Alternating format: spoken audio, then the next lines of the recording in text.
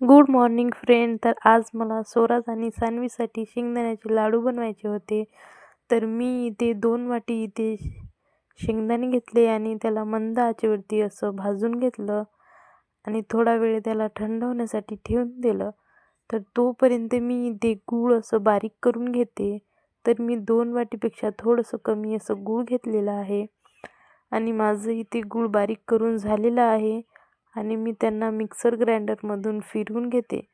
तर मी शेंगदाणे हे सालपटसहितच फिरून घेते आणि इथे माझा शेंगदाणा आणि थोडंसं मी शेंगदाण्याला जाडसरच ठेवलं आणि इथे शेंगदाणे असे बारीक झालेले होते आणि गूळ पण मी काढून घेतलेलं होतं. तर दोघांना मी मस्त असं मिक्स करून घेतलं, कारण ते सगळे एकजीव झाल्यावरती लाडू मस्त तयार होतात.